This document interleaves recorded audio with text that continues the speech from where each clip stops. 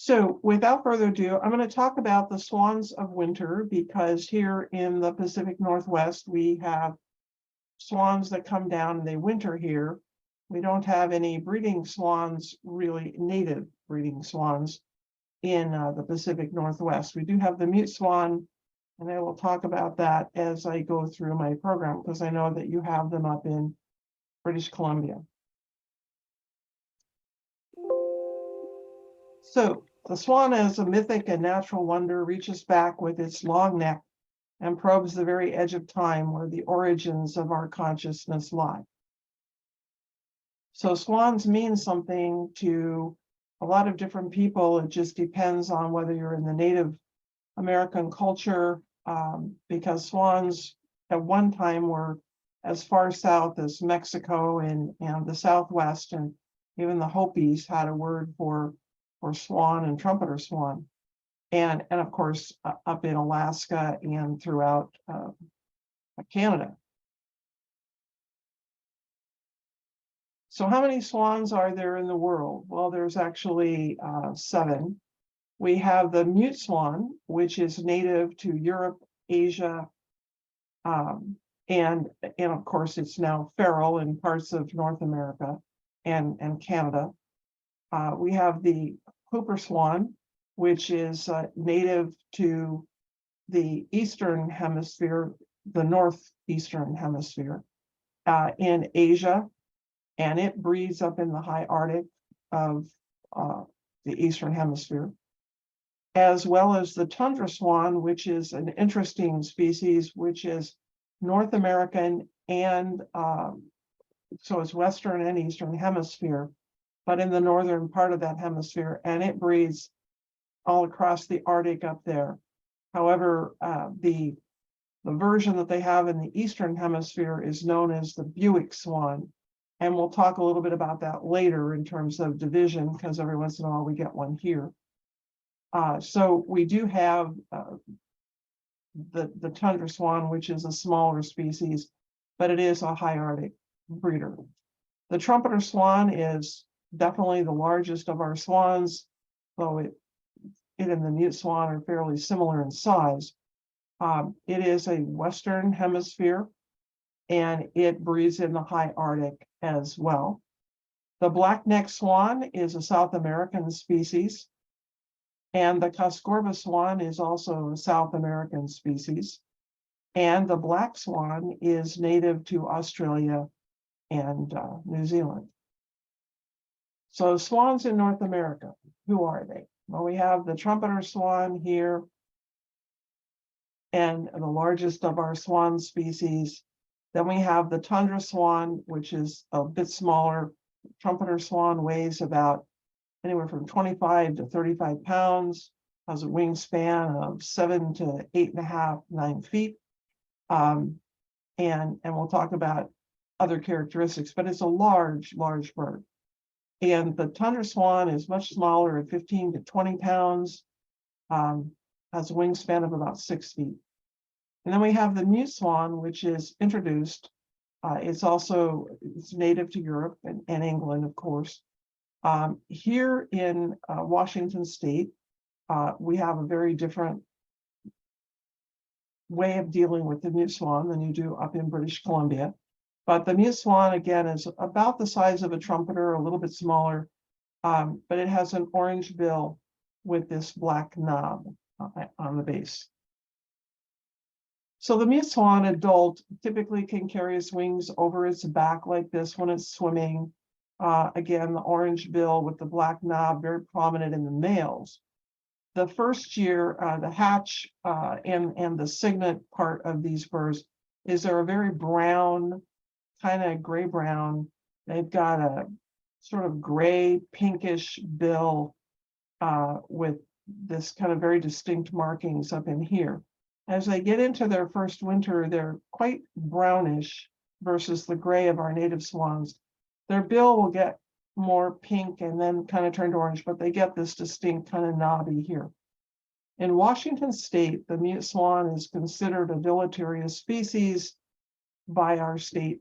And in the US, the mute swan is not protected under the Migratory Bird Treaty Act. and every state has their own rules. Many states have them declared as a species that they would rather not have. In Washington, that would be deleterious, meaning dangerous to our native waterfowl. They kill ducks, geese, and the goslings if they're breeding. So in Washington, it is illegal to own, possess, transport, import, sell, or breed a mute swan. If mute swans are found in the wild, they are removed lethally by our Department of Fish and Wildlife.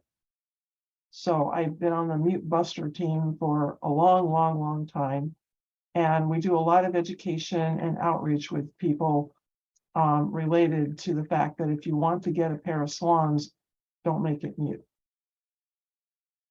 So our native swans are the trumpeter, which is here on your right as you look at the screen, and the tundra as you look at the left. And there are some differences in the head shape, bill, yellow on the lure, and different characteristics. So we're going to talk about those in a moment. So here are some good characteristics for IDing trumpeter versus tundra. So first of all, if you look at the forehead of a trumpeter swan, you're going to see a V shape with the feathers on an adult. This is the adult. All trumpeter swans have a red line on the mandible, and there's really never yellow on the lure. Now, there are those out there who will say, oh, but we've seen it in the Sibley and we've seen here and there. The reality is some of the information on the internet is incorrect, including some of Sibley's work. But typically there's no marking here. The eye is part of the bill, indistinct, and also the line from the eye to the mandible is a much straighter edge. There's a little curve to it, but it's straightish. It's got a smooth curve. If you look at the tundra swan, it's going to have a round head versus this flat head, more canvasback-like of the trumpeter swan. They're going to have a rounded U-shaped feather on their foreheads. Yellow on the lure is there in most tundra swans. We'll talk about that in a minute. It can be a little, it can be a lot. One of the big characteristics is the eye is distinct from the bill. And the bill line between the eye and the mandible is bent. And that's a really good field characteristic to use for tundra swans. If nothing else works, you got that. They also have a concave bill, but some of the big males, it doesn't look so concave at all. So that's a big one. And of course, if you hear them, the voice is distinct, and we'll talk about that in a minute. But again, here's a photograph showing you a tundra swan with the U-shaped curved forehead and the trumpeter with the V shape. Again, that is adults. And of course, the juvenile color of plumage is going to be different between the two species as well. So here's the tundra swan, adult, classic adult with the concave, the round head, the yellow on the lure. And here is a classic tundra swan juvenile in mid-December. Tundra swans by the end of December into January start to turn all white. But even in the first time when they come into our area in November, they are a bright light gray compared to a trumpeter swan. And again, here's the bird on the far right on the lower. You can see yellow here on the lower, and again, a big patch of yellow here. And then everybody has a different patch of yellow on the lower. They're distinct for every bird. But here is what the sound is like for a tundra swan.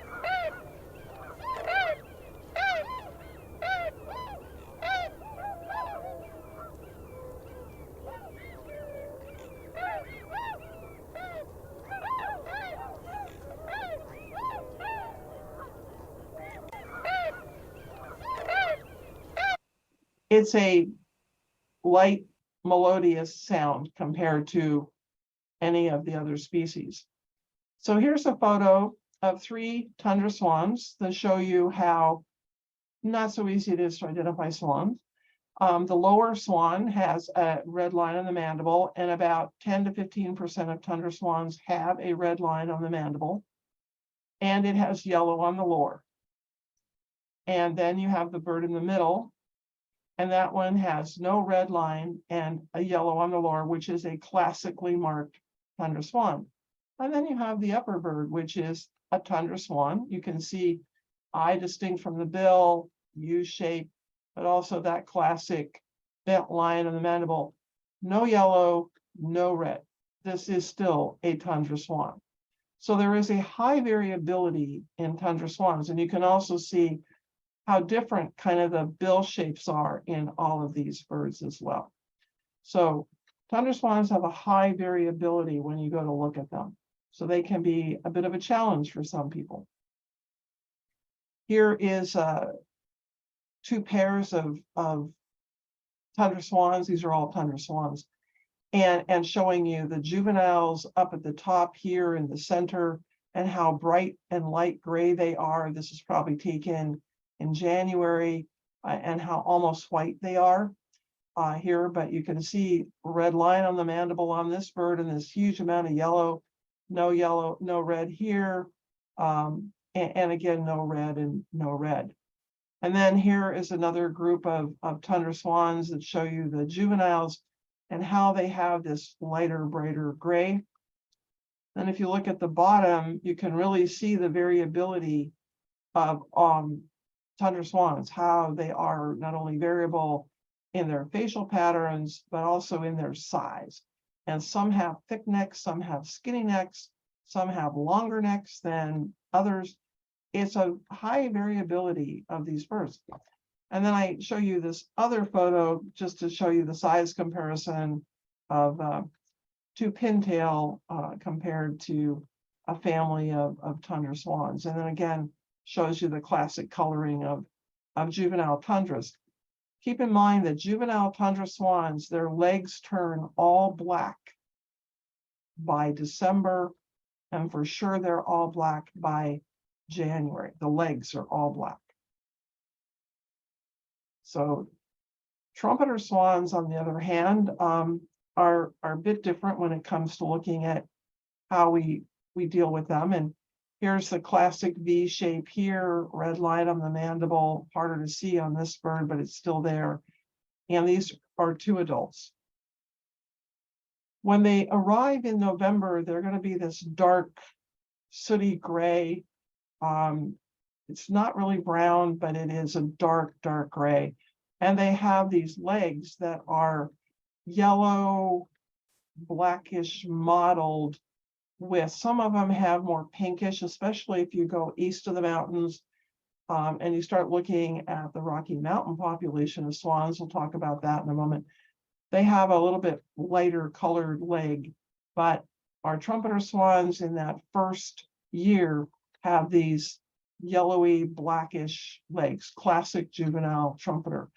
And then if you get into February, you'll notice that they turn this deep dark gray, and they still have the yellowy legs, even though it doesn't show here. It is in fact that way. And they sound like this.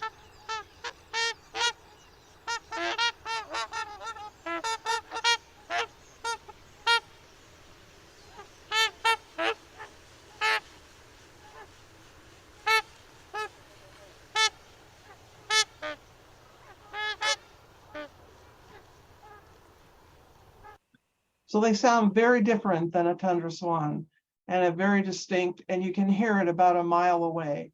It's a deep, sonorous trumpet.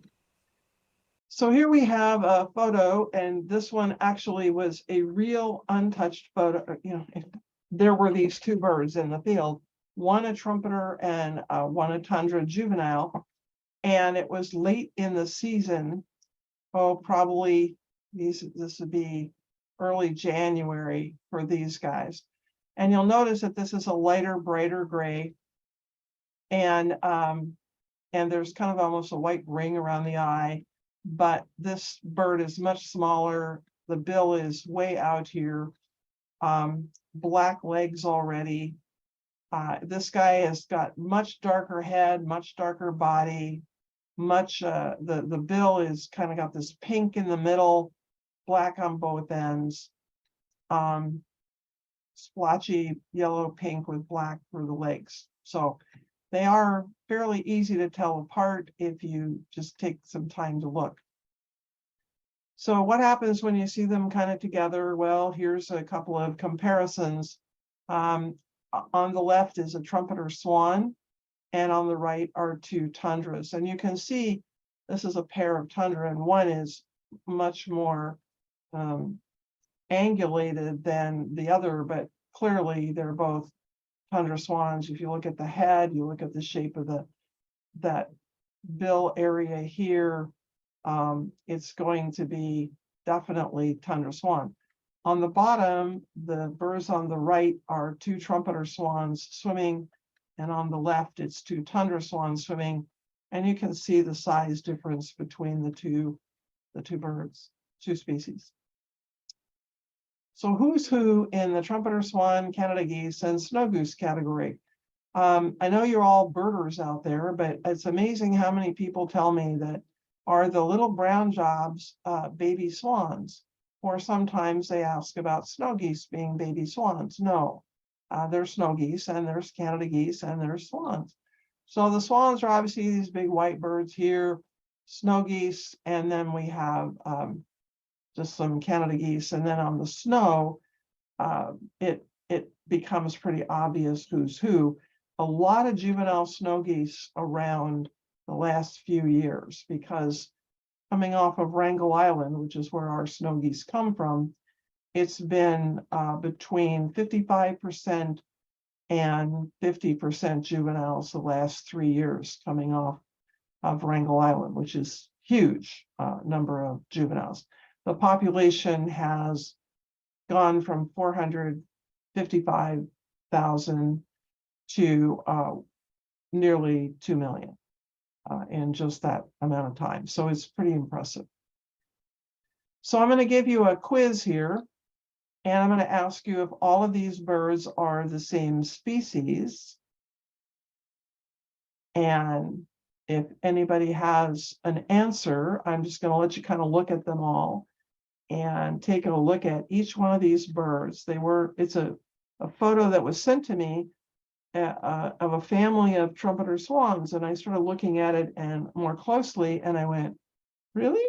So we have obviously 3 juvenile trumpeter swans on the bottom, and we clearly have 2 trumpeter swans flying on the top, but that middle bird is kind of small, and it kind of has a red line on the mandible for sure, but look at that. Wow, it's got yellow on the lower, and oh, look at this, the eye is distinct from the bill, and oh, look at this mandibular, this, facial line, it's an angle and then straight down, and it's a tundra swan. So I put it in just so that you could see the size comparison of birds in flight. Not that I expect you to go out there and identify swans flying, but after watching them for more than 40-something years, I kind of get a sense of it. So one of the things about trumpeter swans is different than tundra swans is when they socialize and they're gathering around and they're calling and doing that kind of thing. The tundra swan is going to stick its neck out at about 45 degrees and make some calls. The trumpeter swans dance up and down with their necks, and I have a little video of this to give you an idea of what their behavior is like, because I thought it would be useful.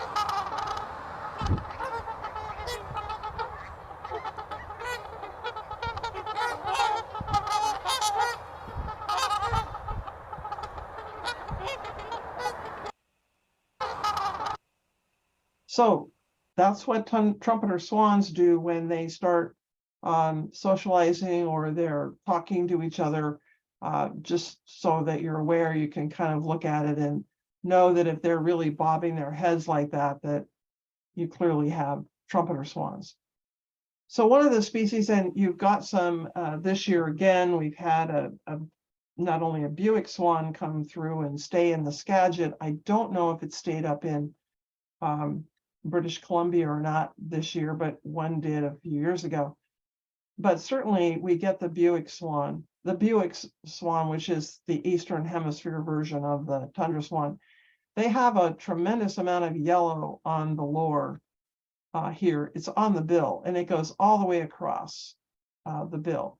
And the juveniles will start to get their yellow later in the season, like this guy is.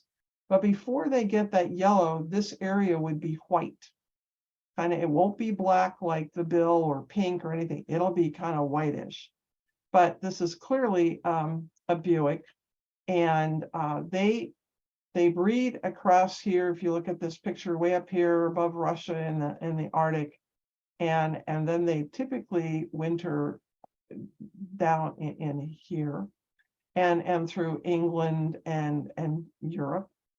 However, because of global warming, what I discovered when I went to the International Swan Symposium this last fall, England has always had a good number of Buick swans coming in and staying at the Wildfowl Trust and all that near Slimbridge, which is kind of down in the Londonish area. And but the birds have been hanging north in Norway and up in the higher latitudes because of global warming. So not as many Buick swans are coming into that part of Europe. We aren't seeing that with our tundra swans here yet, but we don't know. I mean, are we going to see the same thing? Hard to know. But I want to play you the sound of the Buick swan, because it's, while they are a tundra swan, their sound is a little bit different.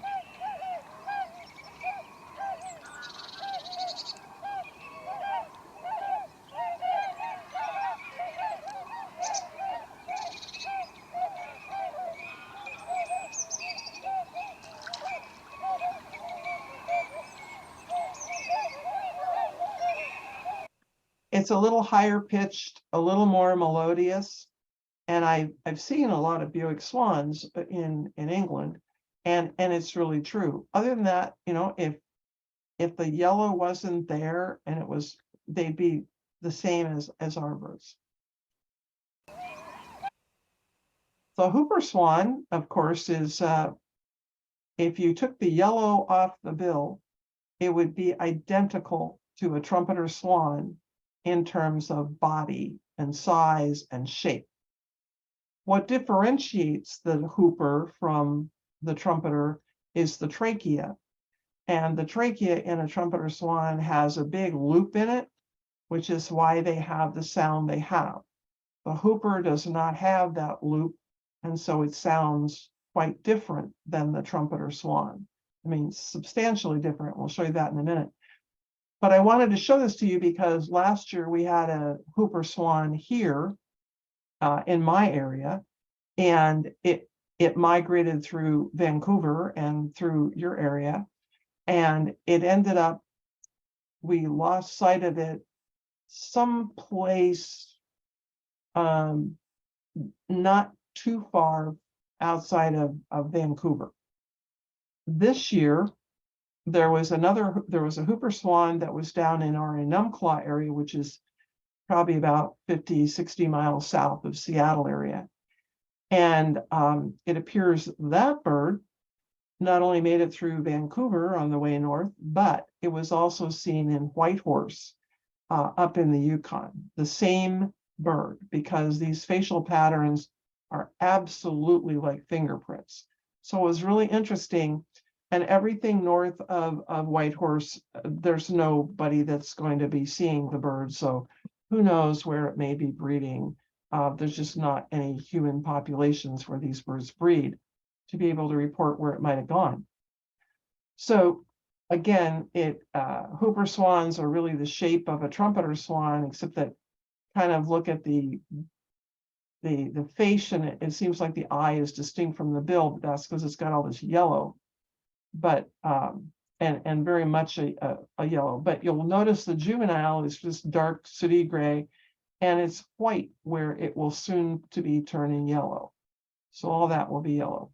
And again, they breed in the high Arctic, in the Eastern Hemisphere, and they winter in all of these blue areas. And especially in Japan and Hokkaido, you have a large population of Hooper swans that comes in. So everybody goes to Japan and looks at the wintertime birding, you're going to see a large number of Hooper swans there and throughout kind of this European area. But they sound very different than the trumpet.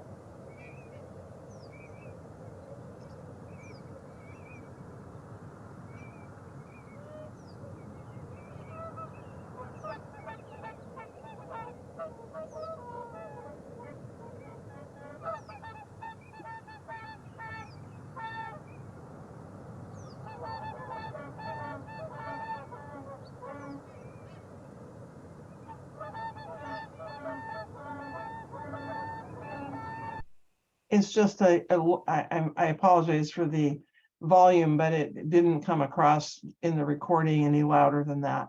But they are a very loud, very raucous call, and in captivity, they're kind of popular in captivity. They're really obnoxious sounding birds, and they make a lot of noise, but they're really cool birds. So here's some tundra swans just hanging out. So now we're going to go on a journey and learn about our trumpeter and our tundra swans. So our swans breed in Alaska, and it's basically the trumpeters breed internally in the yellow zone of Alaska, and our tundra swans breed coastally, including way out here at Cold Bay. And so it's the two very distinct trumpeter tundra. Now, there are some trumpeter swans that breed in British Columbia on both sides of the Yukon River, and they also breed up in the Yukon Territory. But for the most part, our Pacific Coast trumpeter swans are in Alaska, and the tundra swans for the whole Pacific Flyway are breeding in Alaska.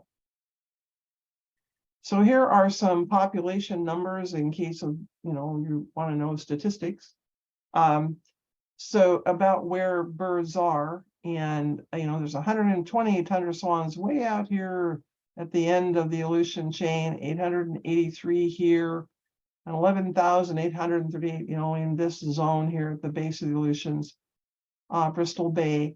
And then the Yukon Delta, where I have been, has the largest concentration of tundra swans. And then it goes up a little bit through the coastal Alaska. And then you'll notice up here in northern, north of the Brooks Range, which is right here in Alaska, you have the eastern tundra swans, and we'll show you that in a moment. And then in yellow is about where all of our trumpeter swans are nesting, give or take. So I put in here some statistics for those people who want to know how many midwinter swans we have.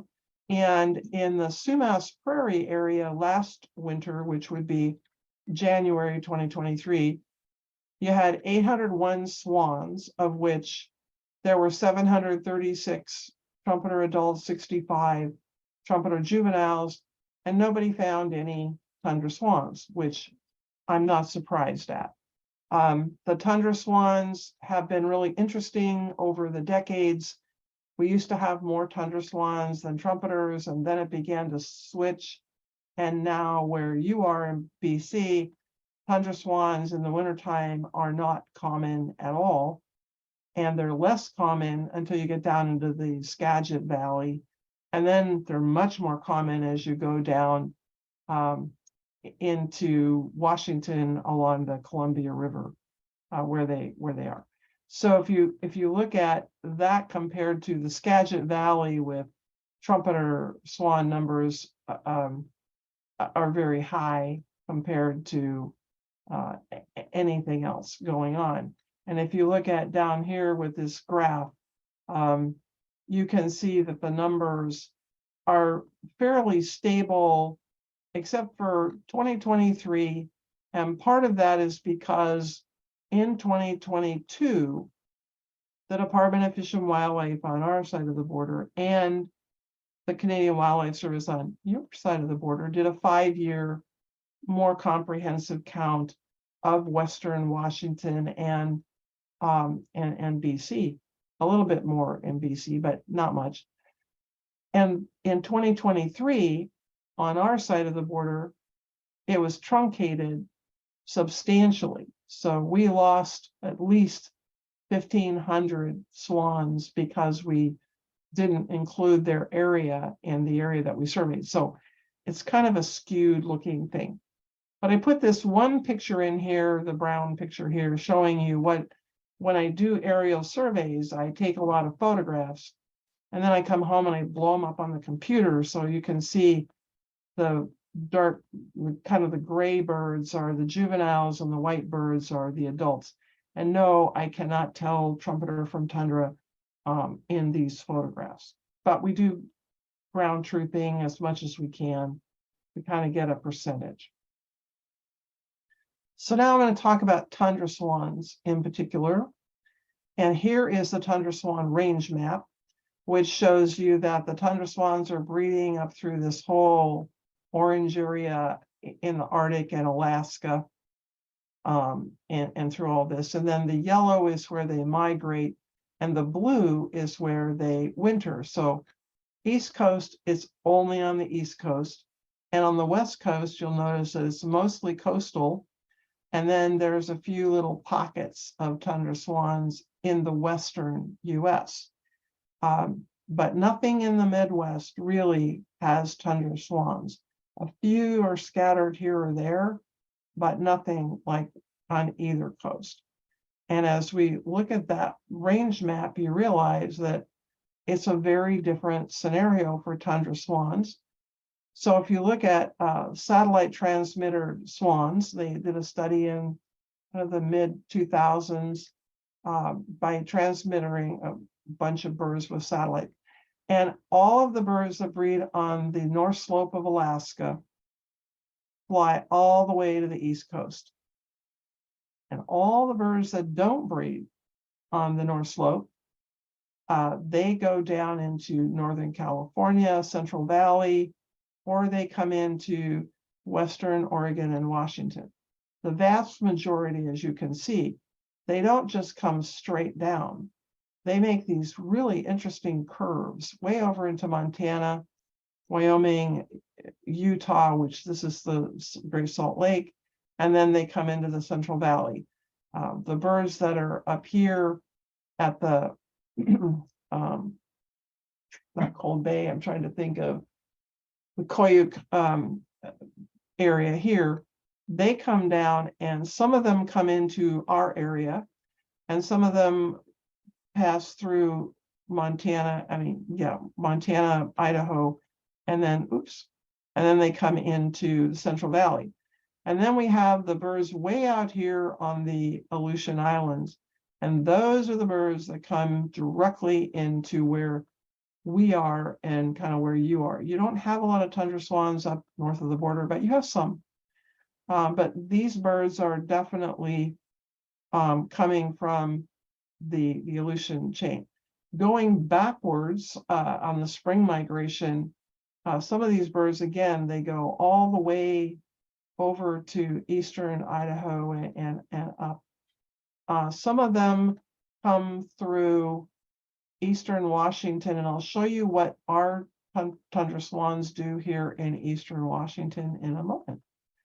So here is the map, all of the colored stuff for all of the birds that had satellite transmitters. These are all the paths of individual birds, and you can see North Slope here, and they're straight on to the East Coast. And then because the Brooks Range, if you look at the Brooks Range, which is right here in Alaska, it also comes down like right through here, comes down and forms the Rocky Mountains. So everything north of the Brooks Range is actually the Atlantic drainage in North America. And then you have these birds which cross over the whole Gulf of Alaska. They don't even go inland. and they winter where we are.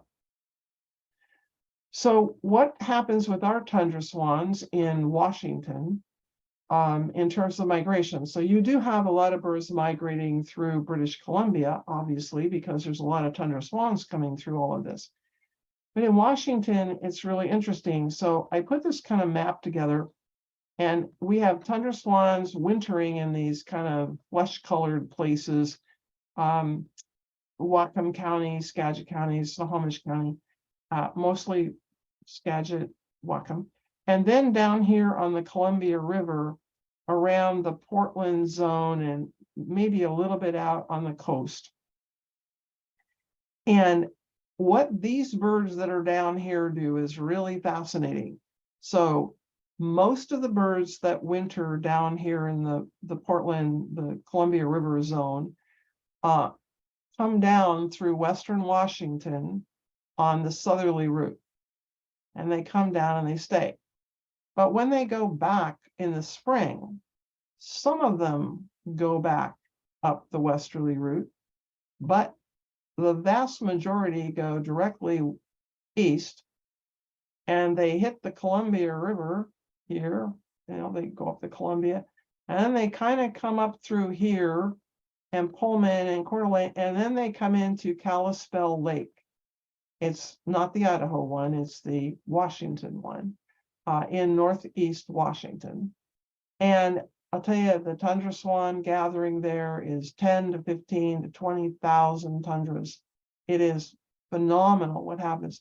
And then they go on up into Canada, which I will then show you what happens next in a little bit as we look at trumpeter swans. But the migration of our tundra swans is very different than our trumpeters. And the tundra swans are all the Pacific Coast population of swans. So let me just let you know what these flyways are like. So we have the Pacific Coast, which in terms of trumpeter swans is here. But the Pacific Flyway is basically through this zone of our western states. Then we have the Central Flyway, and then we have the Atlantic Flyway, and we have the Central Flyway. So we have these different flyway zones that apply to most waterfowl, ducks, geese, and swans, but the trumpeter swans get divided in the west. And we have the Pacific Coast population, the Rocky Mountain population, and the interior population. So they're managed very, very differently than our tundra swans are. And tundra swans are now hunted in 9 states.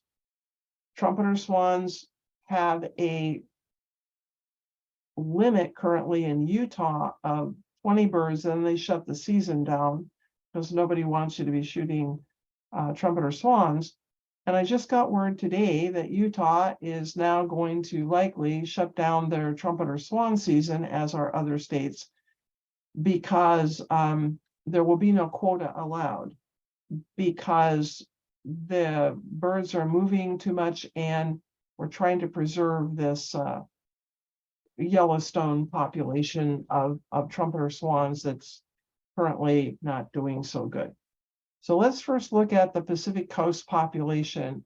And those are the birds that breed in Alaska, and they breed on the west side of the Yukon River up here in British Columbia. And they come down the west coast, and this is the Cascade Mountain Range, and it comes down into here. Then we have the Rocky Mountain population, which again breeds here in Yukon Territory and British Columbia and Alberta, and particularly Alberta. We have the tri-state population, which breeds right here, doesn't really migrate. And then we have a migration that does breed up here in the Alberta area. The interior population, which is basically everything to the right of that big line, is a restored population. There were no trumpeter swans left in that part of North America. They were completely extirpated by the early 1900s.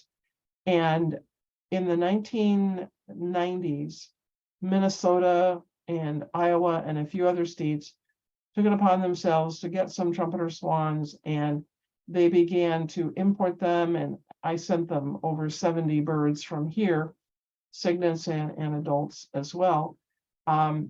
They got birds out of Alaska, a big, huge effort by many, many states. And now the population is restored and expanding. But it is a completely different population than it otherwise would have been. It's been brought in and reintroduced. So I put this map in because there's all these relationships that we have with our trumpeter swans and our tundra swans as well. So here's Washington State down here at the bottom, and then Vancouver and British Columbia. And you see Whitehorse up here kind of at the top toward the left-hand side. And just below Whitehorse, you'll see these kind of blue areas, and Whitehorse itself is on the Yukon River, and there's a big lake that forms there called Mary's Lake, and that is where they have their big swan festival every year. But the migration through Whitehorse is really fascinating because the Yukon River comes down through all of this. And if we look down here in Washington, we have this dividing line of eastern and western Washington, with the Rocky Mountain population on the east side and the Pacific Coast population on the west side. And then you start looking at how the geography goes, because thank God for Google Earth and Google Maps and satellite view. And you notice we have this big mountain range that comes up through here on kind of the western side of British Columbia. And the birds in eastern Washington, they come up through some of these areas, and they go up and they migrate all the way up to Whitehorse, and they meet at Mary's Lake. And the birds on the west side come up and they kind of go more coastally, and they end up at Whitehorse. So what we do know is right here in this zone of Whitehorse with our trumpeter swans, you have crossover. Some of the PCP birds can breed over here, and some RMP birds breed over here. And then we have birds that come down, and there's an exchange of gene pool, is what I'm saying. And we also know that in migration, or actually during the winter, other things happen as well. So we look at Washington's trumpeter swans in a more defined way. We have the Cascade Mountains, the big red line, and you have the Rocky Mountain population, and they breed very differently. They do not breed in Alaska. They are the Alberta birds and everything on the east side of the Yukon River. And we don't know a whole lot about what winters in Washington or what migrates through. We just haven't, the agencies haven't spent a lot of time, but there's a lot of interest now building to get more interest in reporting your sightings. And then we look at the Pacific Coast population, which we know much more about, and where they all are with these yellow dots all over the map. And we also know that they come up through and the Okanagan, and you can see where the Okanagan goes straight up into Canada. And of course the Skagit, goes up and Mount Baker into Canada. So we look at that, and then we have migration relations. So for a long time, we all thought down here in the lower right corner that the swans at Ross Lake or Baker Lake here in the North Cascades were Pacific Coast birds that just decided to go up into the foothills. Until a few years back, a colleague of mine was up here at Highway 20, and I'm trying to get my little thing, Highway 20, which goes through here, and he saw 12 trumpeter swans flying from the east side to the west side and landing at Diablo Lake and then moving to Ross Lake. And a couple of days later, he saw them go back over the pass.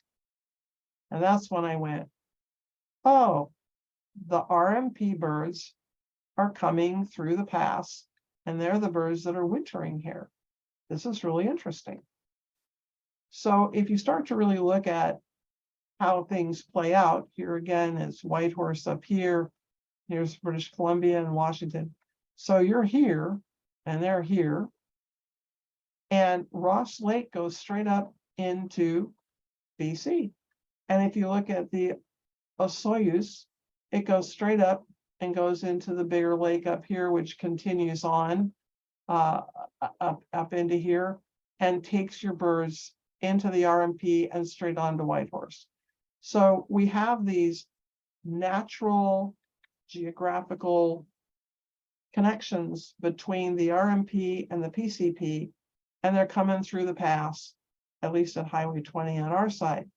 I don't know if they're going through any passes like at Hope or whatever, because nobody has reported anything. But here's the photograph that was the one that I just went, trumpeter swans are where? And this is Interstate 90 down by North Bend, Oregon. And it's at the pass on I-90, the big highway between Seattle and Ellensburg kind of like area. And a guy was driving along and 9 trumpeter swans flew across Interstate 5 in a kind of a light snowstorm, and he got out and took pictures of them.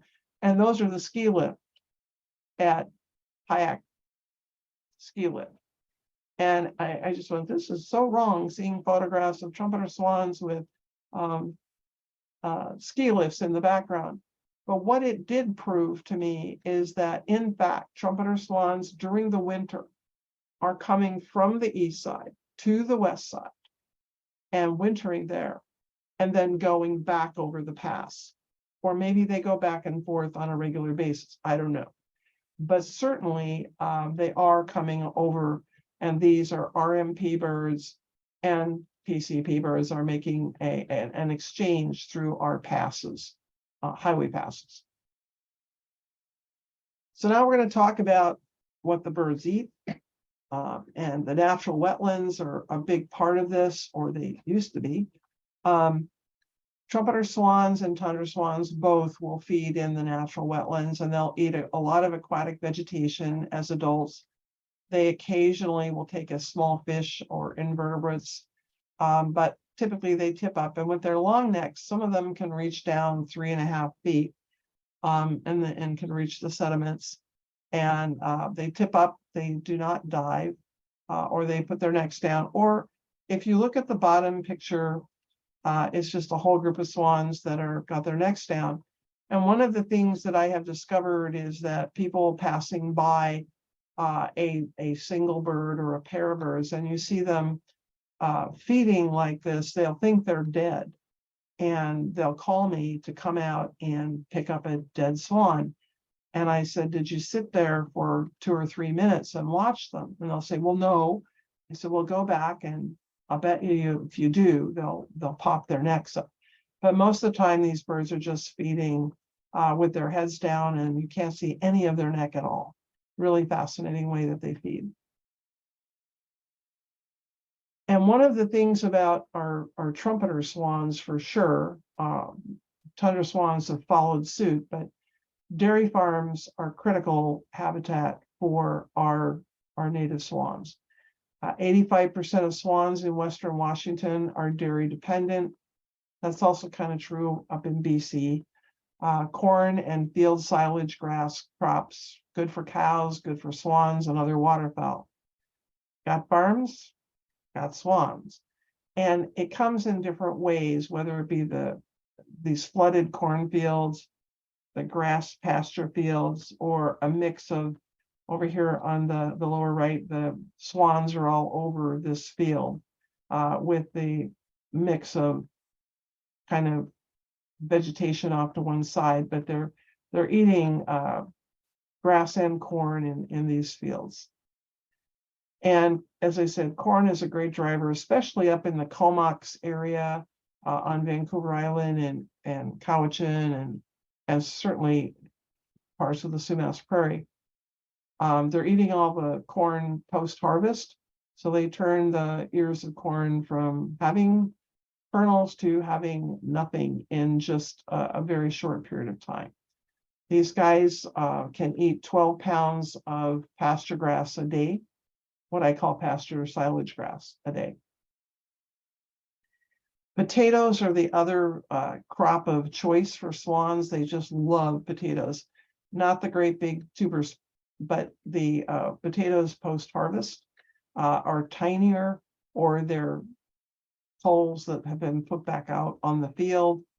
And let me just say, when the swans get into these, they get really, really dirty, like the bird on the bottom right. When I do my swan surveys and I see them in the slurry potato fields, it's like, okay, so what species are you? Because they get seriously muddy. But the potatoes in the freeze thaw cycle, or after it starts raining and the fields are kind of soggy, the potatoes get mushy and they're really quite easy for these guys to eat, but they're really high in the nutrients that they need to pack on the pounds to survive the winter, and then to put on the fat reserves to make it north. Their feet are the size of a large human hand. They have 3 claws on them that are big and sharp, and they're super weapons. And the other weapons that these guys have, besides their bill, which is serrated, and when they grab you, they also clamp and twist and pull, and it can really cut. But right here on the wing, right there, on that little leading edge is a big bone, and it's flat. And they use that to whack you with their wing. And it's like being hit with a ball-peen hammer, and it can cause substantial damage, including breaking human arms or knock you out. I haven't had my arm broken, but I have been severely attacked, and I can honestly say it was a very painful experience. But also, these are the cool feathers and how they land, and look at how they're able to maneuver. They have such control of their wing feathers with all these little tiny muscles when they come in for a landing. This is not wind blowing these up. This is these birds slipping the wind and losing the lift as they come in. And like all animals, they have their issues and their fights and arguments, whether it be on the wintering grounds or over food, or whether in the spring, February, early March, when they're pairing up and reestablishing their pair bonds, the lovers have massive fights. And sometimes sunset is just really a wonderful place to be. So you never know what you will find. And I thought I'd put some of these in so that all you birders out there can start looking around for fun things to see. All but one of these was from Western Washington. And these, the bent neck on a trumpeter, and then down here on a tundra, and then the curved neck was on these are tundra swans. No, these are trumpeter swans. The curved neck. These are deformities in the vertebrae. And obviously the trumpeter up above and the tundra down below are adults, and they've survived and they fly fine. Are they breeding? I couldn't say, but I do know that they certainly have survived more than 3 or 4 years, so they're doing pretty well. This curved neck one was kind of, we saw it this year, and we were kind of surprised by it, but it seems to be doing fine. Now, the one up in the upper right corner, this was seen in the Skagit this year, and I do not believe this bird survived. This bird survived. The one with the really bent neck, I don't think survived. It looks a little thin, but it's clearly a juvenile trumpeter swan. What happened to this bird? I have no idea. It was seen twice, photographed twice, This is a deformity. It is not it holding its neck up.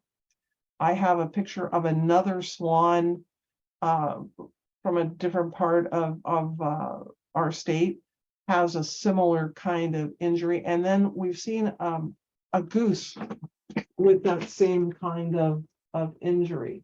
Hang on one second.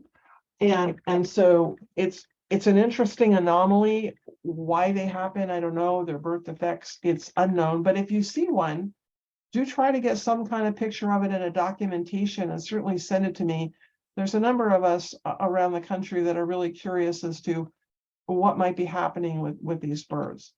So, but on the lower left corner, we have what we call a leucistic swan, trumpeter, and it has these bright school bus yellow legs. For those of you who want to know more about leucism in trumpeter swans, it's typically in the Rocky Mountain population of trumpeters. Hang on one second. I'll call you back. And but occasionally we do see them on the west side of the mountain, and I did find one close to I-90. But it was all white and it was dead. And when I went to pick it up and I saw it in the field, it was like glowing white. It was not your typical swan white. It was white, white, white, and just so white, intense of white. And when I picked it up, I was thinking, well, this is an adult bird. And then I looked at its legs, and they were juvenile colored legs. And there wasn't a gray feather on this bird anywhere. So it was, in fact, a leucistic bird, which is more common in the Rocky Mountain population. And again, with I-90, where swans are coming across the pass, could have definitely come over the pass and been a victim of lead poisoning. So if you see school bus yellow legs, they can also be red. They can be pink. They can be, so you're not crazy when you see one, but you can go onto our website and look at Swan ID, and there's an article about these leucistic swans and the various colors of their legs. So when you're out and you're looking at swans, my recommendation is your car is your best blind, at least certainly down here it is. If you get out, really be aware that if the birds are moving away from you, you're disturbing the swans, because I'm a real stickler about etiquette in birding and not disturbing the birds if we can at all avoid it. Wildlife harassment occurs, and it truly drives me nuts. From the air with power paragliders. I don't know what it's like up in British Columbia, but this is really bad. We've turned people into the FAA, our Federal Aviation Administration. People have been talked to, but we had a dual mortality on a power line in March. Yep, it was in March, because power paragliders took off from a field and scared a bunch of birds up, and they got into the power lines, and we were really cranked off about that. So we're doing some education. We're not looking for enforcement. It's more like educate, educate, educate. And then you have the kids that get the motorbikes and chase swans, again, education. And you have the hot air balloons. And so there's just a lot of education that has to go on with these companies or these individuals and drones are another one that I don't know what the rules are about drones in BC, but certainly here, you're not allowed to use the drones over any Department of Fish and Wildlife areas or public owned land or national wildlife refuges and that kind of thing. And then people do, and it creates problems, and you can scare birds into power lines, and it's just an ugly thing. So please pay attention to drone issues, because people just don't think. And then birding etiquette, respect private property. It is a problem. I'm sure it's a problem where you are. You know, here's the no trespassing sign over here. And, and here's the guy who just goes through the gate and out here, and he's down here, and the birds are walking away. And I had a little chat with him, and his attitude was, I'm just taking photographs. And I said, what part of trespassing did you not understand? It doesn't matter. And he was very kind, and he got an education, and he won't be doing that again. So now we come to March, and the daylights lengthen, and the birds begin to think about migrating. And they start taking off in that migration mode. Tundra swans will migrate a little bit differently than our trumpeters, especially coming through the west side. But we do have big clumps of tundra swans that are coming through, especially coming up the Columbia, out of the Columbia and coming through Western Washington. But it's really interesting because I can hear them at night flying over, and it sounds like children tinkling up in the sky. And they get into their Alaska breeding grounds and the tundra swans, and you have the big molting flocks. This is actually a small molting flock. Some of them are 700 strong, up on the Yukon Delta, which is out on the coastal part of Alaska, and the Yukon Kuskokwim Delta. And here's a molting flock of non-breeding tundra swans. And I spent 2 summers out on the Kuskokwim Delta herding molting geese with my border collies with the U.S. Fish and Wildlife Service. The best gig ever, hardest work in the world, I have to say. But when we fly out, we see the big molting flocks of tundra swans. But tundra swans nest in the tundra, which is their nests are typically more on land. Here they are with a nest, and they lay about an egg a day, maybe 2 eggs in 3 days. And both the parents guard the nest. And here is the North Slope nesting area here, which is, again, the vegetation out here is not even up to your kneecaps. So it's really out on the tundra. And after about 30 days, you have a hatch, and you get these little kiddos, and they're so cute. And they can fly in 90 days. And that's why tundra swans can nest all the way through the North Slope, because between the time they start to nest ice-free to freeze up, they have enough time to pull off a brood if they can fly by 90 days. So you have a 30-day incubation, you have 90 days of rearing, you probably have a week or so of egg laying and being there. So the birds arrive just as the ice goes off the nest. This is also true of trumpeters. And then they start to nest, because if you aren't out by freeze up, you don't get out. Trumpeter swans, as you saw in an earlier map, they nest inland. It is wet. This is the Minto Flats area of Alaska. As the crow flies, it would be 35 miles west of Fairbanks. It is hundreds and hundreds of square miles of forest, wetland forest. It's an amazing nesting ground for trumpeter swans. And here are some of the areas out on Minto Flats. Here's a trumpeter swan nest here. Its mate here. Another trumpeter swan nest down below here, and another one here.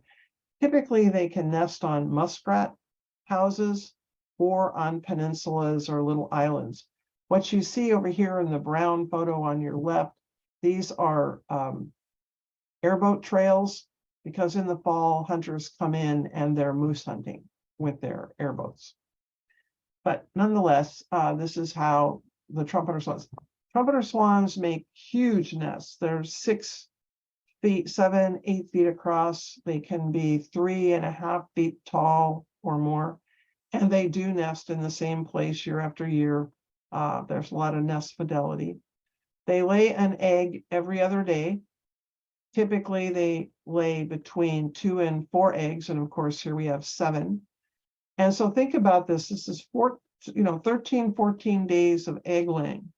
Here's a trumpeter swan, and you'll notice how much rust color is on this bird.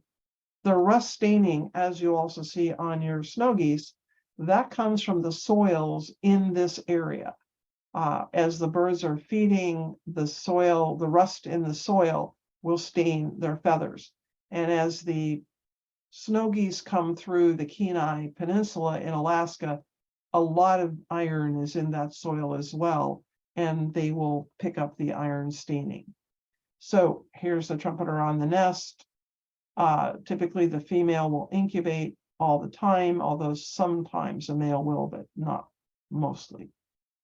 And 32 to 34 days later, we have a hatch. And here is the egg tooth down here on the left, lower left. See that little egg tooth? And here's the foot on top of his head. Man, they're kind of crammed in that egg.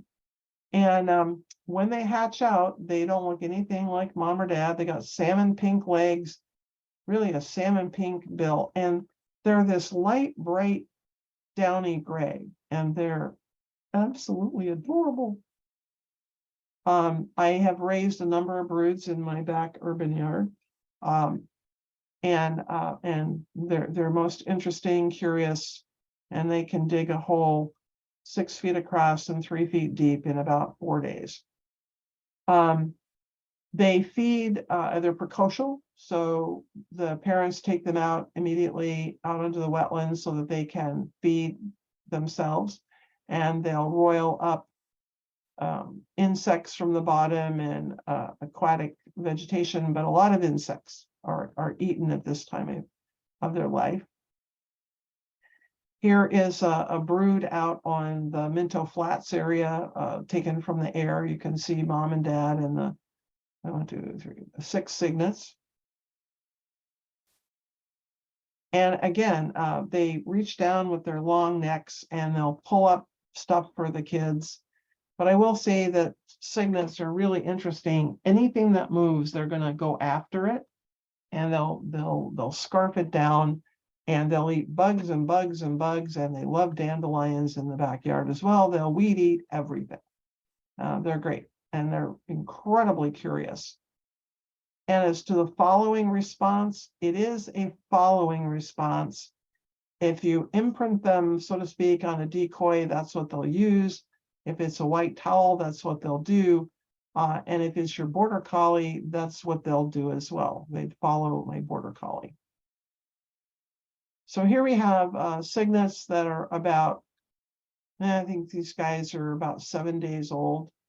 And you can see this really cute little down and the pink bills, little rock tip. And then they get to be about 4 weeks old, 5 weeks old, and they start to get this darker down feathery coming in. And then they get the punk rock phase, which I call punk rocker phase, where the feathers start coming in at about 6 weeks, 7, 8 weeks. Keep in mind, they're not going to fly till they're 104 days.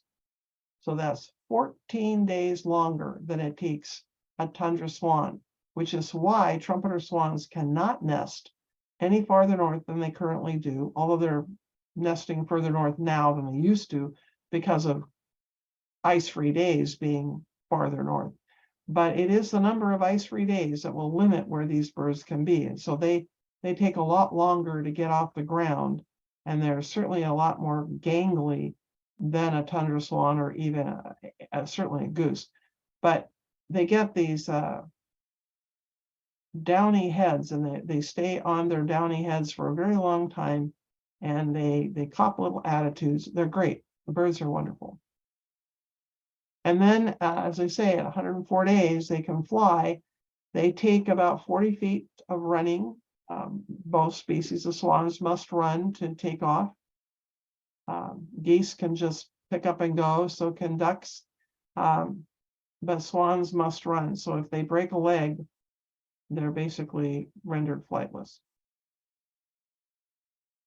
So now I'm going to switch my gears really quick here and go to what we do here in the Northwest for collaboration, action, and community.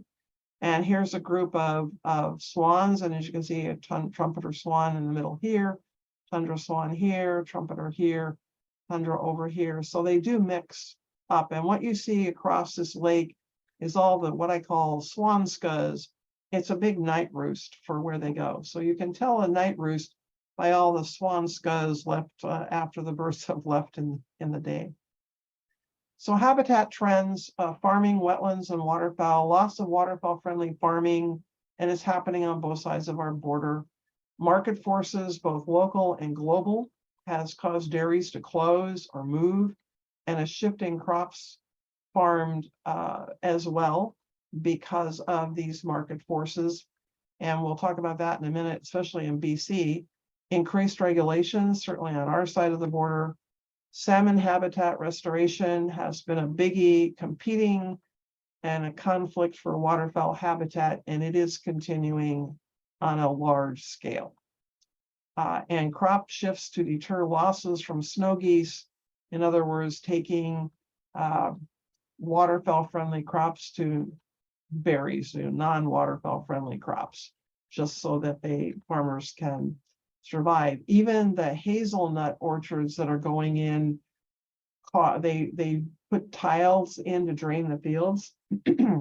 And so now, instead of having seasonal wetlands that last a week or so after a rain, the water is gone in a few hours, and that affects the carrying capacity for our whole system of waterfowl.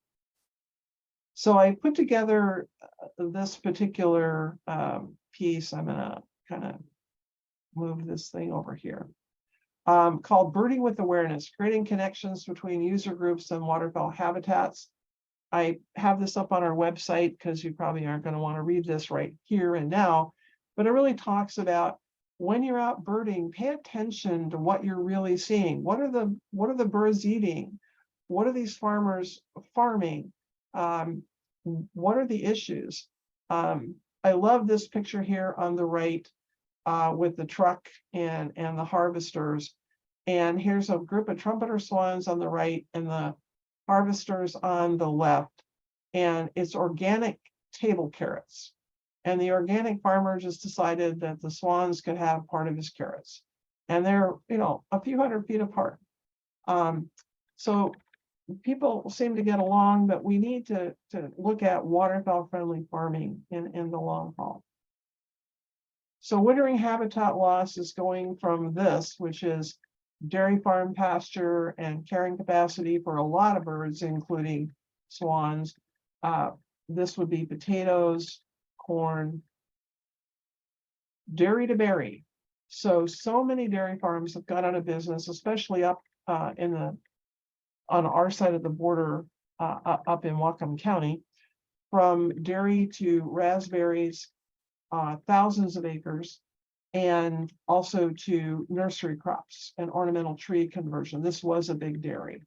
And so when you do that, this is non-waterfowl friendly farming. And when we have an increase in the number of birds and a decrease in the number of acreages available for the birds to feed on, then every farmer starts to complain more about crop depredation. So it becomes a carrying capacity issue, and it is growing exponentially, especially because the snow geese have come in and they have exponentially made things worse.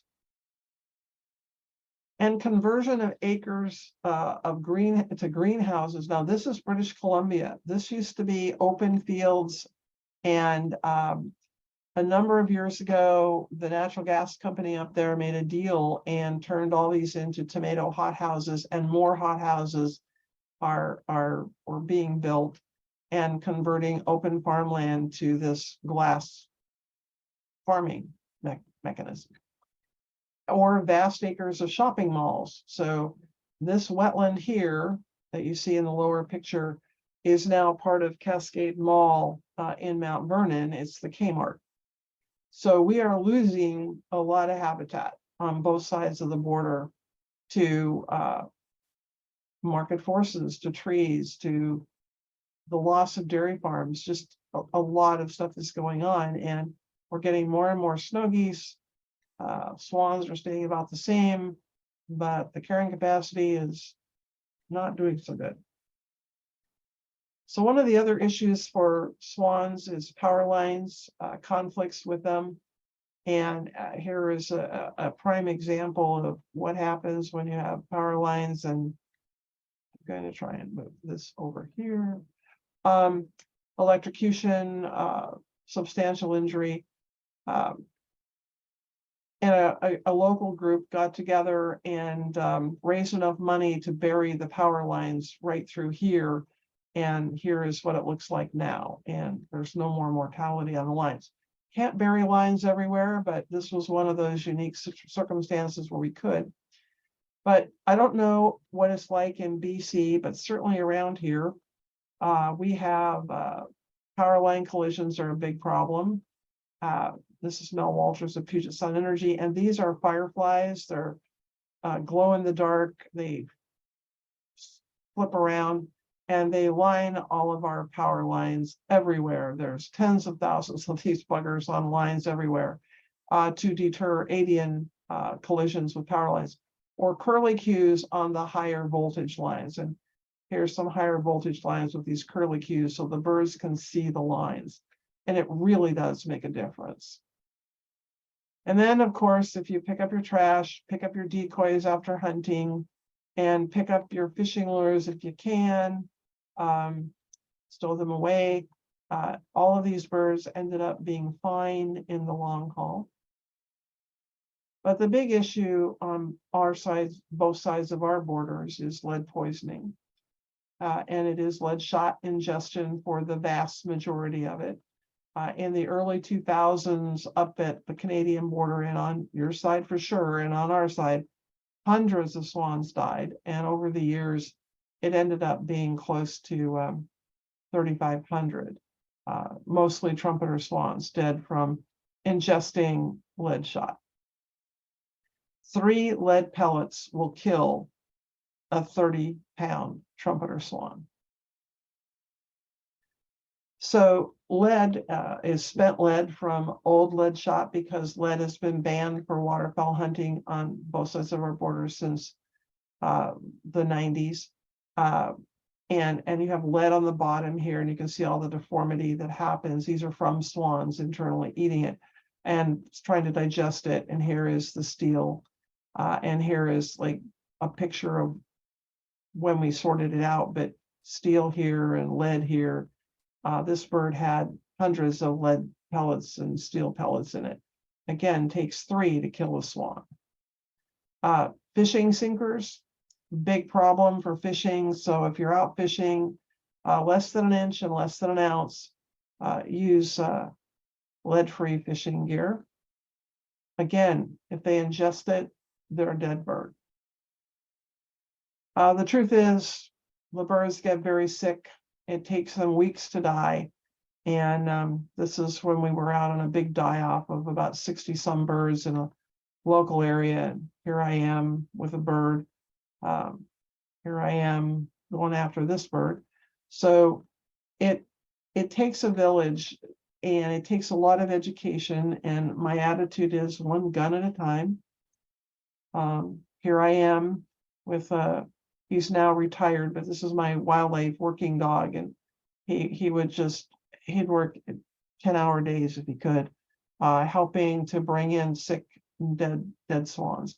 And the truth is that once they get this lead poisoning, it is a rare swan that can be saved. And all these 11 that we got that one day, they all ended up with being euthanized because they were so sick. They couldn't stand. So lead poisoning is an ugly thing. We want to get the lead out. We're working on it. It's happening slowly but surely. And I'm going to make this thing go way up here. Whether you're dog training, upland bird hunting, and especially if you're trap shooting. New sources of lead is upland bird and small game hunting, pheasants to rabbits. Unregulated clay target shooters, target practice outside of established shooting ranges. Non-compliance in hunting, which is actually very small on both sides of our border, I'm happy to say. And sporting hunting dog training, If you're using lead ammunition, on our side, there's a federal law that says you may only use non-lead if you're using mallards to train with. But a lot of people don't necessarily follow that rule. So that leaves a lot of lead out on the environment. And again, 3 lead pellets is all it takes. So we're getting posters up and working with other groups like the Loon Folk, fishing lead-free, use non-lead fishing sinkers, lead tackle kills wildlife. So we're starting to work on this campaign here. And if you want more information on it, you can contact me, because the reality is songbirds also get lead poisoning. Shorebirds get lead poisoning. It's killing all birds. It's just that you don't see them, because if they get sick, they get eaten, and there's no trace left behind. Swans are just too big for raptors to carry away. So we're making progress. If you shoot, use only non-lead ammunition. And if you fish, use only non-lead sinkers. And help to eliminate the use and sale of lead fishing sinkers, less than an inch, less than an ounce. It's good for loons, it's good for swans. Stop using lead ammunition for all outdoor shooting activities, whatever they are, whatever kind of gun you're using, get the lead out. And there's an organization, North American wide, called Sporting Lead Free. Again, sportingleadfree.org. And you can go onto their website and you can join, it's free. There's a ton of information there related to lead and lead ammunition and lead fishing and all this stuff. It's a great place to get a lot of really, really good information. So if we all work together and we gather around, we can solve these problems of human-caused mortalities in our birds. And avian influenza, by the way, has taken a big toll on our waterfowl this year, especially the juvenile snow geese. Thousands of them did die on our west coast. Many swans died as well. I know, I was out picking up some of them. And now what they have found, especially on the East Coast all the way down to Peru, is that it's in marine mammals. It has mutated into our marine mammal population. And there is great concern about the virulence of this AI strain. We haven't seen so much of that on the West Coast, but I know that it's there. And of course, please be aware that it can be transmitted to humans. So if you see a dead bird, put your gloves on, put it in a plastic bag, throw it away. Do not take it to a museum. Do not take it anywhere. We have orders here, and I've been active with the educational program for AI. The protocol is really take caution with birds that you see sick, birds that are lethargic, birds working in a circle, acting weird. If you don't know, you might want to call in a rehabilitation place or something to help you out. So it's time for questions.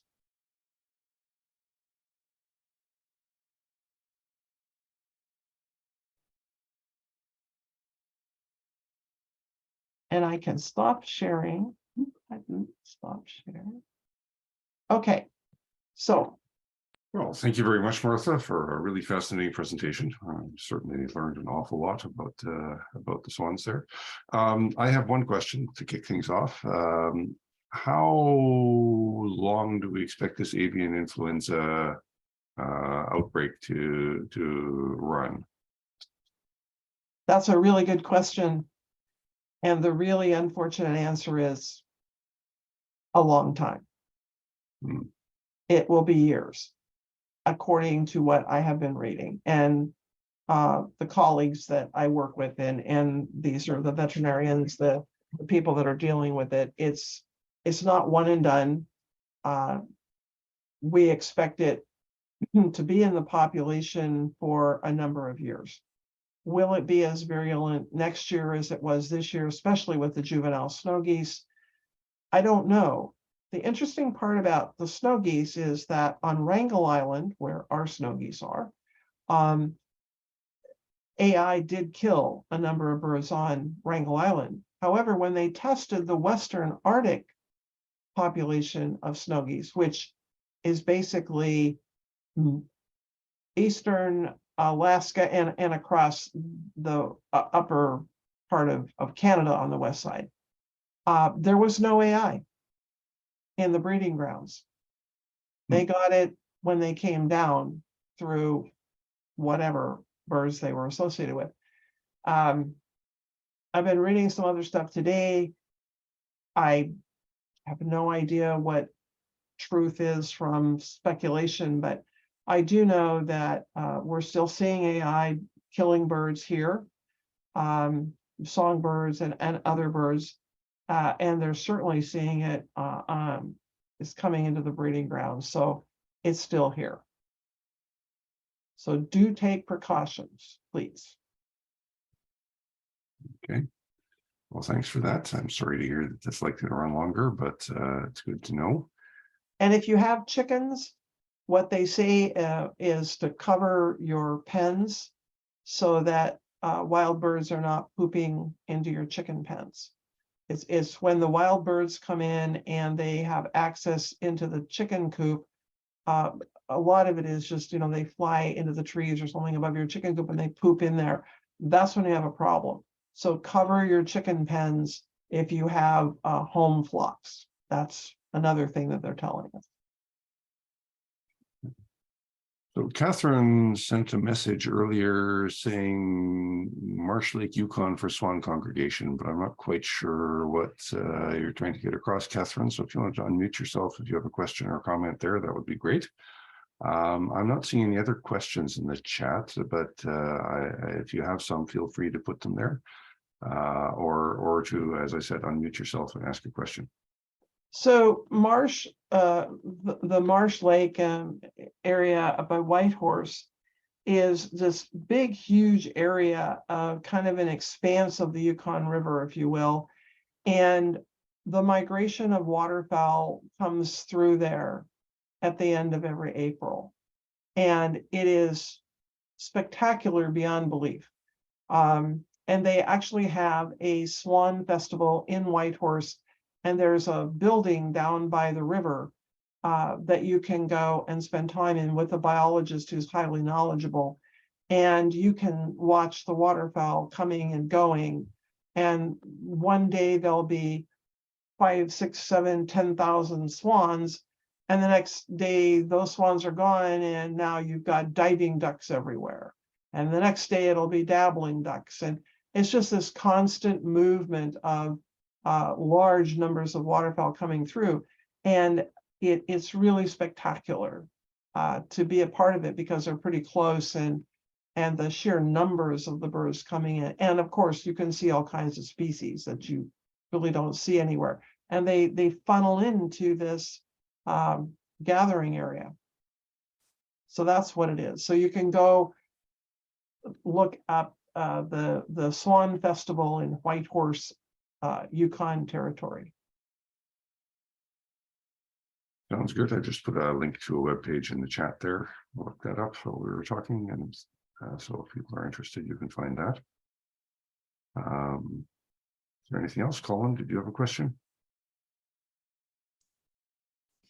No, I mean, that was so thorough, Martha. I had questions, questions about migration, like we alluded to at the beginning. So personally, I don't have questions because all of these sort of anomalies within and between the species you covered so thoroughly. It's really greatly appreciated. I mean, thank you very much for taking the time to educate us about these swans, because there's, like you say, there's a lot of stuff online, but a lot of that is sort of recycled information of people who aren't that educated like you are. So it's good to hear it from an expert, and I really appreciate it. You're most welcome. I mean, I learn a lot just by talking to a lot of people. I mean, I never would, that picture that came out of I-90 with the swans, you know, and the ski lifts in the background. It was like, I was so excited. I was like a little kid. Like, wow, look at this. You know, I'm finally proof that they're doing this. And then I had other sightings from eBird that I put together and realized there's a whole group of swans that's coming over the pass, and they're not coming into our zone. They're going further south, I think, but because we don't have any birds marked, we can't prove it. Yeah. And you start to see sightings of birds flying along the foothills of the Cascade on the west side. It's like, okay, well, you know, and they're going south, and you're finding new trumpeter swan groups, not very many swans. You're thinking, you know, how many of them are really coming over the pass? You know, and what are they really doing? And what is really going on here? And it gets you really curious. And then, of course, you know, the bigger picture is, well, okay, you know, they want to site an airport now in this this valley. And so we, as human beings, we just constantly, and it's true of all species, of whatever it is that you're looking at, you know, tearing down the forests or whatever.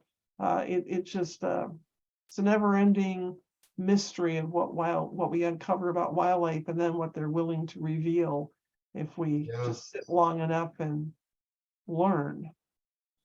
And sometimes birders just crack me up. Oh, when we had the Hooper swan here in Monroe, and a trumpeter swan juvenile was hanging out with it. And how many people wanted that to be a juvenile Hooper swan? They were convinced it was a juvenile Hooper. And I kept saying, no, it's not. You know, here's what juvenile Hooper swans look like, and this does not look like that. It doesn't act like that.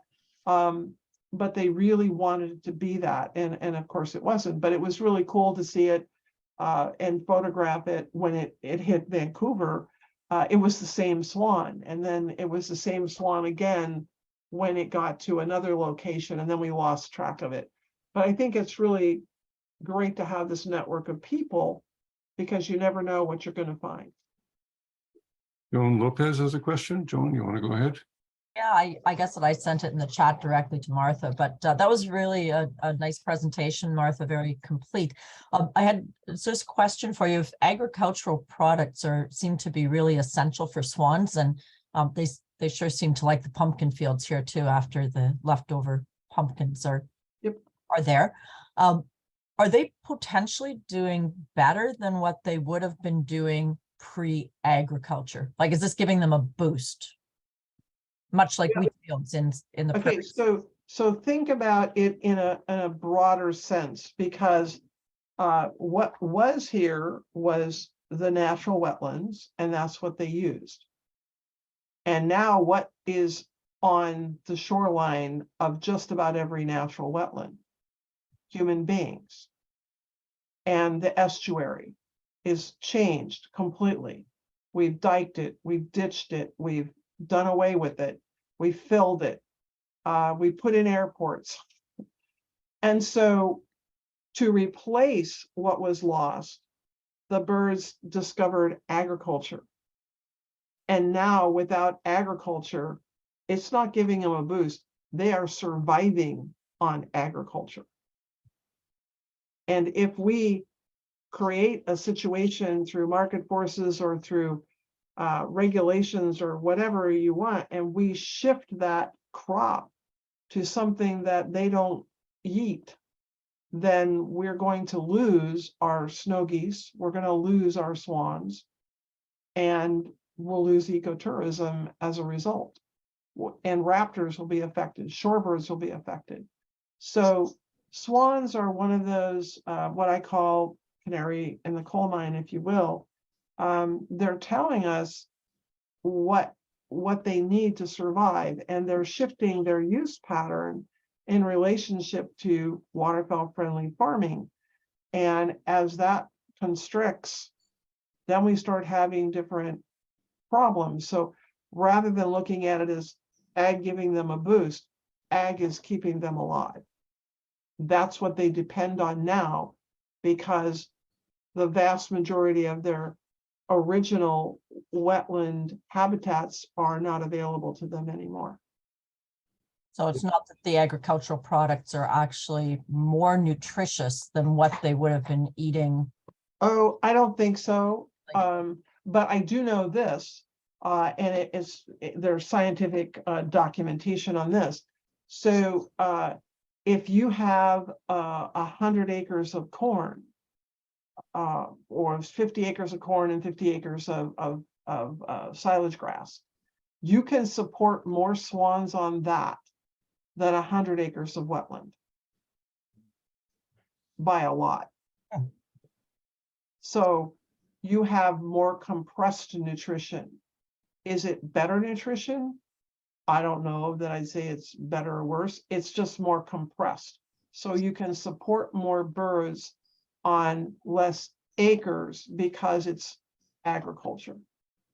Are there any ongoing efforts then, Martha, by the, I guess you'd call it the Department of Wildlife in Washington State, or the equivalent? Are there efforts by the relevant department in your state to try and maintain the current acreage of swan-friendly feeding areas? The answer to that is an absolute no. And one of the reasons is, well, the primary reason is salmon restoration. I don't know what it's like in BC, but we are the only state in the United States that salmon regulations and salmon receive priority over every other living thing. Wow. And so, for example, in the Skagit Valley, and the courts have sided with this, and now they require our salmon restoration to be done on public land before you do it on private land, because, well, then you impact private farmers, right? And so, for example, in the Skagit Valley, there was, I think it was 140 acres called the Farmed Island Unit. And it was well known that it produced, because it was intensively farmed, and it was for duck hunting. And so the whole thing was to feed ducks during the winter. 1 million duck days worth of food is what the Farmed Island Unit was worth. That island unit was wiped out for salmon restoration. So we lost 1 million duck days worth of food. It has not been replaced, nor will it be replaced anywhere in the Skagit. So when you start to, and there's another place that I'm looking at now that just came onto my radar screen. Again, they're going to be doing a big salmon restoration project and virtually, again, wipe out how many waterfowl days worth of waterfowl food that will not be replaced. So the reality is we're losing, and then with the market forces and some radical environmental people wanting to close down every dairy, you start to see where if 85% of your swans are using dairy at some point in their life, and you start losing all these dairies, at some point there's a ship that has to go somewhere. And so we're very concerned about this, but the conservation community, at least on our side of the border, is not thinking the big picture. They're just like salmon, salmon, salmon. And if you save salmon, you save everything else. And that's not reality. You can have quality, but the reality is 100 acres of farmland will sustain far more waterfowl than 100 acres of wetland will sustain. And how long has this new edict been in place for salmon having top priority? Since the Bolt decision, which was in the, when did I first, I worked on a salmon project on the Bolt decision, and it was Judge Bolt who made the decision that the tribes would receive 50% of all the salmon, and that was much more complex than that. So that would have been back in the early 90s. Wow. Yeah, so it's been a long time. Yeah, long time. And the tribes are have been given a tremendous amount of power over getting priority for salmon restoration at the expense of every living thing. Now, don't get me wrong. I want salmon to survive, but with the orca issue, it becomes even more complex. You know, we have to have Chinook. Well, okay, but when you start to really look at why we don't have as many salmon, all you have to do is look around my neighborhood where all of the creeks that were here 30 years ago are gone because we drained them for housing. And we're never going to get those back. And so whatever you're doing for salmon restoration isn't going to give you what you think it will. So, but the courts have decided, our cultural biases have decided, and it's a very complex issue. And swans are one of those species that rise to the top and show you whether it's they're just a species that takes me into a lot of that kind of thing. I am very much wanting to do win-win kinds of projects, and currently there's two that we've worked with, and we have swans and salmon together, waterfowl and salmon together. But that's not what always happens. And with all the waterfowl and with all the market forces that come with, you know, people saying, you know, vilifying a dairy, or they want plant-based meat. And then I think, well, fine, you go have plant-based meat. But when you have no waterfowl-friendly farming because you've decided to eat plant-based meat, where do the waterfowl go? What crops we need the crops to be able to support our wildlife, whether it be songbirds or waterfowl. And so there's this whole system that we haven't yet talked about in the greater context of our community. And swans are a gateway to bring that to the attention of people. Yeah, I would have thought that because similar to orca having You're iconic status in the hearts. You're not being heard, Colin. No. So anyway, I appreciate the opportunity to speak to your group. I really do. And if you have any questions, you can always write me, call me, whatever. I'm happy to answer I did have anything. one more question, which is you mentioned that we don't have information on sightings sort of when the swans get a bit north of Vancouver. If people do have information, how should they pass that on? They can just write me a note to my email, martha@nwswans.org. We have an online reporting form, but you don't have to use that if you don't want to. It's on our website. You can just write me a note about your sighting and just give me the species, adult, juvenile. If there's any callers, we'd love to hear about callers. And you know, the exact location as close as you could get. And sometimes it's a latitude, longitude, that works just great. And if you have mortality and you find it, we want to know that too. And the Canadian government, CWS, there's a whole group of people that are just really incredible that are working with the swan stuff that I've known for years. And so we're all kind of in this together. It's just that the agencies have a hard time reaching out to the general public just because, well, that's kind of the way it is a lot of the time. Okay, I'm just curious that swan that I sent you a picture of that a friend and I recovered from the Coquitlam River, the one with the collar on it, that K20, is that information then shared with your group? Like CWS took it to Abbotsford. I think it's in Abbotsford or Chilliwack. They've got their lab, and they determined that this one back in June of 2018 with the K20 yellow neck collar died of starvation. So is that information shared with you to help your research, or? Yeah, it actually goes back to the bander who was at the time, that would have been, maybe it was Don Craigie, it might have been, and I don't have the K birds on my list, but I wrote to the people that banded it, and I haven't heard back what they said about it.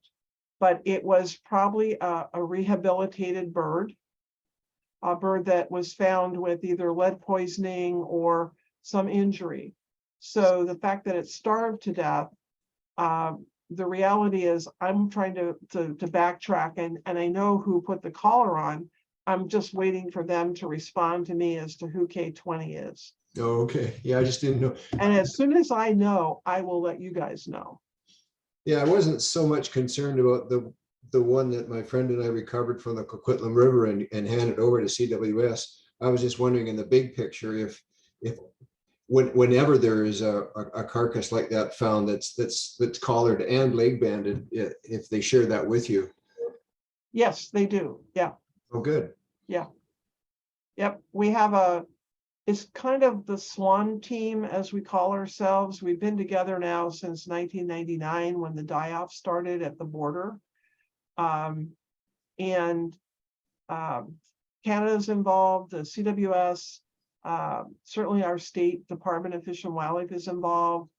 The U.S. Fish and Wildlife Service isn't so much involved anymore.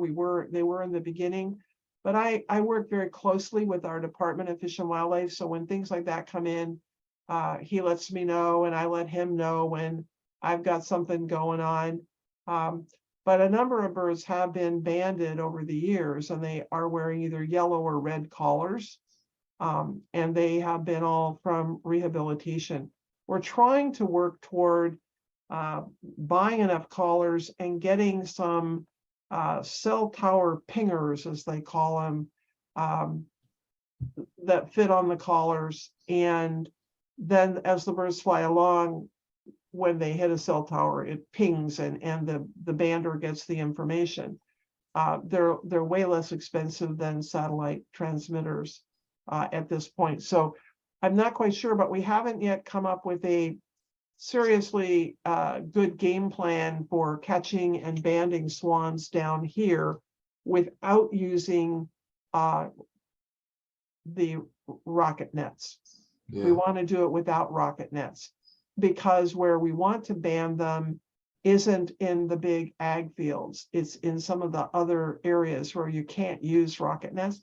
So we've come up with some plans, and now it's like, well, now the agency has to come up with some money. You know how that goes. Yeah. So is that part of the MODIS tracking system that's used for songbirds, or is it a different system than MODIS? It's part of it is it's MODIS. It's just on a bigger transmitter thing. But yeah, it's part of that. And then there's another one that's something else. I'm not quite sure what it is, but MODIS is one. Yeah, that one would work. But then part of it is, well, yeah, but MODIS only works where you have cell towers, right? And after a while, up in Canada and Alaska, you don't have any. So you have this sort of, well, maybe we need to find a hybrid, or what kind of collars, and maybe we can put on some of this and some of that, because we have birds that just travel outside of these, there's not enough cell towers out there. Yeah. So they're talking about that. It's really interesting. And then I usually get drawn off by something weird, or I have to deal with power line issues or some other anomaly that's happened with swans. But it's never ending. I mean, I've gone around the world into the White House and back because of swans, with issues that I would have never gotten involved with had it not been for the birds. So I've learned more about how dairy farms run and strategies for fertilizing, and what happens when the organic farm plants too many carrots in the wrong place. And what happens when the power lines are they're a problem, and what do you do with this? And how do you get the power line companies to comply with federal law, and all of these different things. And it's been an education. I've even worked on the Elwha River Dam removal because there were swans on the lake, and I got hired to do all the swan biology and then the mitigation for that project. So, you know, it's you learn about swans, you learn about everything else.